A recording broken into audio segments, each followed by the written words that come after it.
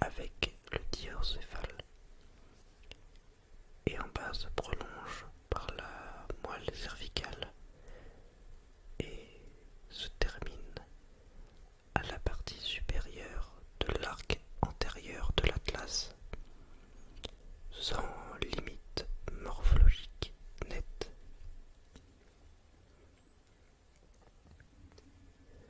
Il se prolonge vers l'arrière grâce à trois pédoncules cérébelleux par le cervelet qui se dispose en arrière du tronc cérébral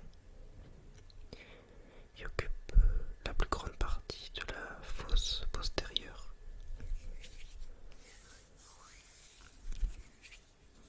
Il contient la partie basse de l'aqueduc de Sylvius qui fait communiquer le troisième ventricule en haut et le quatrième ventricule en bas, situé dans la fosse postérieure et plus précisément entre le tronc cérébral en avant et en arrière le cervelet. Les ventricules permettent de faire circuler le liquide céphalorachidien qui est sécrété quotidiennement par les plexus choroïdes.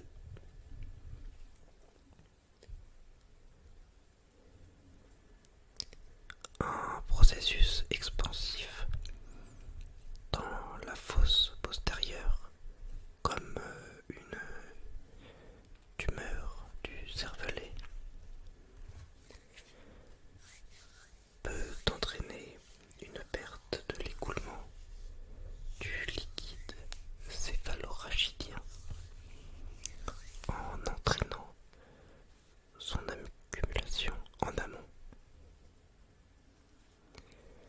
Ceci peut provoquer une hydrocéphalie et une hypertension intracrânienne, s'accompagnant d'un trouble de l'attention, du comportement, etc. Il faut vite intervenir pour éviter des dégâts irréversibles, comme un processus d'engagement pouvant aller jusqu'au coma et à la mort.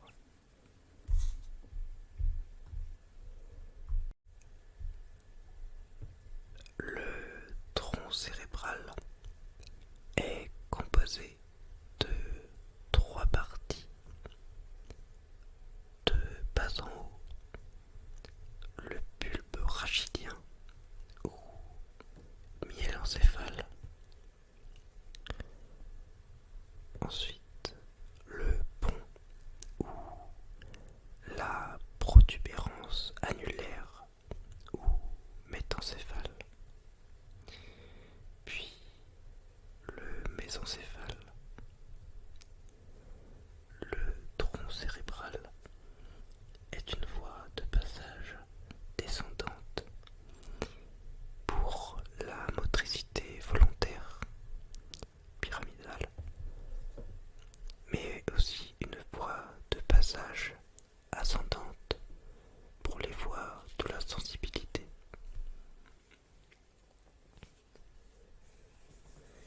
C'est aussi une zone de régulation, comme par exemple celle des mouvements via le système extrapyramidal.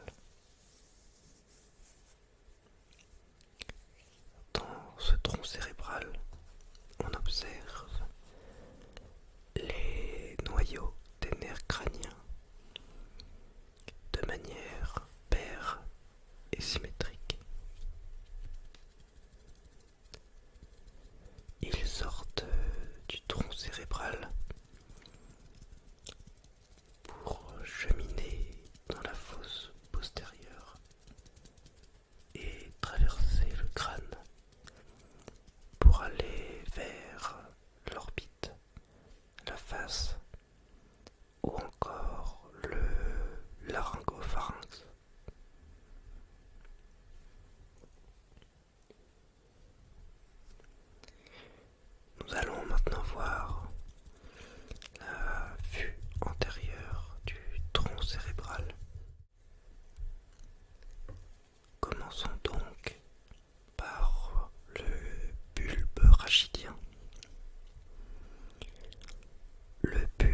rachidien fait 3 cm de haut.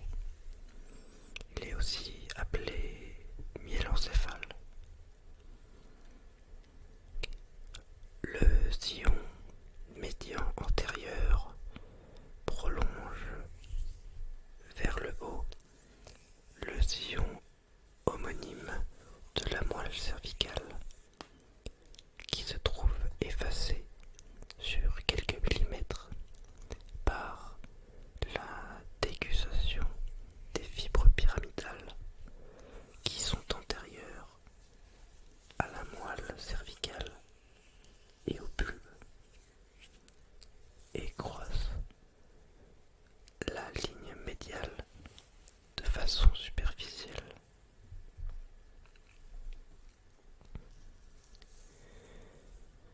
De chaque côté de ce sillon médian antérieur se trouvent les pyramides bulbaires, plus larges en haut qu'en bas, et qui se terminent en haut du bulbe par un sillon bien marqué en avant et latéralement. Le sillon bulbo-protubérantiel entre bulbe rachidien et la protubérance. De chaque côté des pyramides, limité par le sillon collatéral antérieur, on trouve l'olive bulbaire qui se dispose à la partie haute du bulbe rachidien. Latéralement se dispose le sillon collatéral postérieur.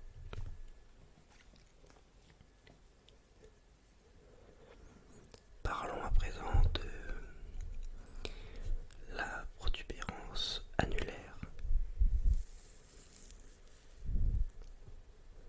Elle fait 25 mm de haut et est la partie la plus large du tronc cérébral, faisant environ 35 mm de diamètre. Elle est lisse, blanche et présente une gouttière verticale sur sa partie antérieure, sur la ligne médiane. Cette gouttière est dans le regard de l'artère basilaire, elle-même formée par la réunion des deux artères vertébrales. Leur point de réunion se fait en regard du sillon, situé à la partie supérieure du bulbe et à la partie inférieure de la protubérance, le sillon bulbo-protubérantiel.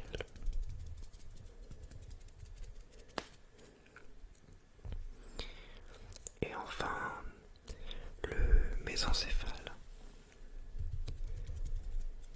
Cette partie fait environ 25 mm. C'est la partie la plus haute. Elle communique avec le diencéphale, constitué de deux parties. En avant, les pédoncules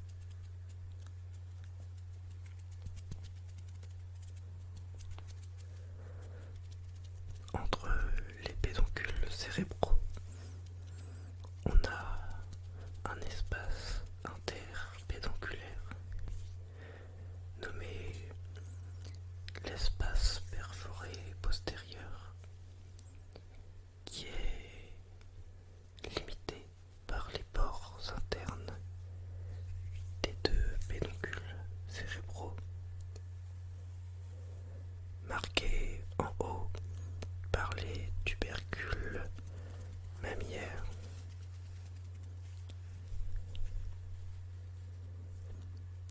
Qui appartient à l'hypothalamus et utile dans le circuit de la mémoire. Les tubercules mammaires sont très sensibles à l'alcool, pouvant entraîner leur nécrose. On parle alors de syndrome de Korsakoff.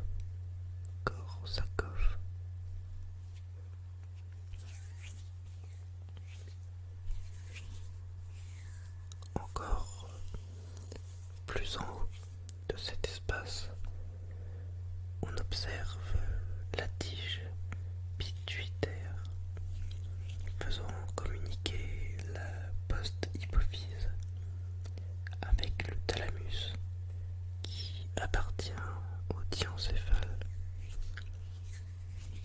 pour faire la régulation de la sécrétion hypophysaire.